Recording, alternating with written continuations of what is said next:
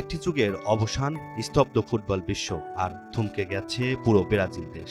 যার পায়ের জাদুতে বুঁদ হয়ে থাকতো কোটি ফুটবল প্রেমী, সেই নেইমার জুনিয়র আর কখনোই গায়ে জড়াবেন না হলুদ জার্সি। নরওয়ের কাছে 2-1 গোলের হারে শুধু ব্রাজিলের বিশ্বকাপের স্বপ্নই ভঙ্গ হয়নি, ভেঙে গেছে কোটি ভক্তের হৃদয়। ম্যাচ শেষে কান্নাভেজা কণ্ঠে আন্তর্জাতিক ফুটবলকে বিদায় জানালেন নেইমার। মেডলাইফ স্টেডিয়ামের যে মাটিতে শুরু হয়েছিল এক রূপকথা, আজ সেখানে ঝরল বিদায়ের অশ্রু। বসুন্ধরা টিস্যু, অশুদ্ধতার বিরুদ্ধে এক বিন্দুও ছাড় নয়।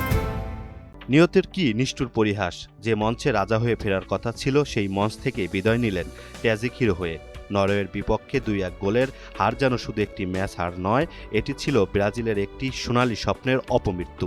আর সেই যন্ত্রণার আগুনে পুড়েই এলো সবচেয়ে বড় আঘাতটি। বিশ্বখ্যাত সাংবাদিক ফ্যাব্রিজিও রোমানের একটি টুইট মুহূর্তে কাঁপিয়ে দেয় বিশ্বকে।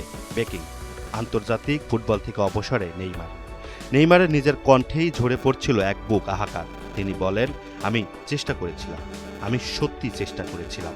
এই মেডলাইফ স্টেডিয়ামেই আমার যাত্রা শুরু হয়েছিল, আর আজ এখানেই আমি শেষ করলাম। সবকিছু এখন শেষ। ইনজুরি আর দুর্ভাগ্য যার কেরিয়ারের নিত্যসঙ্গী, সেই চোট নিয়ে 2026 বিশ্বকাপে শেষ চেষ্টাটা করেছিলেন নেইমার। নরওয়ের বিপক্ষে শেষ মুহূর্তে প্লান্টি থেকে গোল করে লড়াই করেছিলেন বুক চিতিয়ে। কিন্তু ভাগ্য বিধাতা হয়তো অন্য কিছু লিখে রেখেছিলেন।